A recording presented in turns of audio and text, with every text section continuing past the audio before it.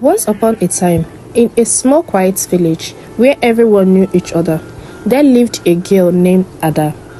Her parents were very poor and life was so difficult for them. She was the prettiest girl in the village, but Ada felt the village was too small for her big dreams. She watched the women carrying heavy water from the river and thought it looked like hard work. She looked at her family's small hut and dreamt of huge shiny buildings made of glasses. She wanted a life that was exciting and glamorous. One day, her old friend Kemi came back to visit. Kemi had moved to the big city. She looked amazing. She wore sharp, expensive clothes and smelled like a fancy perfume. She talked about a place where it was easy to get money and the parties never stopped. "Please, Kemi," Ada said, her eyes full of hope. "Take me with you. I would do anything for a better life." A slow, knowing smile. "Good. That's first room." That night, Ada went back to her father's hut and told her parents what she discussed with Kemi. They agreed and allowed her to go, though it was not easy, but they allowed her to have her way. The next morning, Kemi and Ada left for the city. The city was a loud and crazy place. The lights were blinding.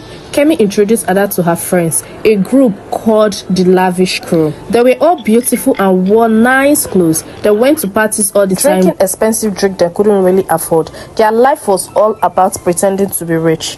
Ada learned quickly. She copied how they talked and what they wore. She got a job as a waitress, but she spent all her money trying to look rich like them. She stopped calling her parents. When they called her, worried about money or the farm, she found it annoying. It reminds her of the small, simple world she had left behind. She sent them less money and then no money at all. Even when her mother calls her sometimes to check up on her, she does not pick the call. She sees the call as a disturbance to her life. She felt superior, like she was better than anyone else. Ada continued to live her life and forgot all about her parents and her village or anything related to that. She continued with the Lavish Crew. Goes to party, goes to club, living the best life she could afford, even trying to borrow money from others just to meet up with everything. One night, as usual, Ada went to the club with the Lavish Crew. As she was dancing, she noticed a guy staring at her. Then, the guy started walking towards her. He was older, dressed really nice, and radiated a power and wealth that made Ada attracted to him.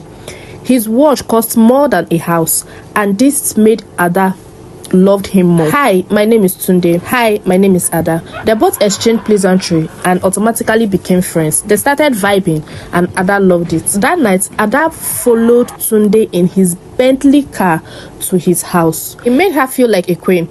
He called her his diamond and promised her a life beyond her wildest dream. Ada was so happy and completely fell for Tunde and his money.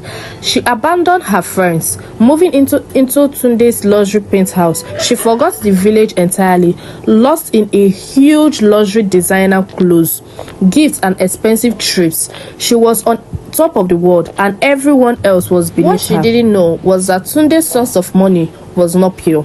A man who believed his wealth and power were sustained by dark secrets. He wasn't looking for a girlfriend. He was looking for a perfect offering. An isolated, beautiful girl from a distant village with no one in the city who could truly miss her. One night, Tunde told Ada to follow him to a special private party. Ada, dressed in her finest gown, drove deep into the countryside, far from the city lights. The lodge was looking so damp, old, and felt very cold and wrong. It was there that the illusion shattered. The smile vanished. Tunde's eyes, once warm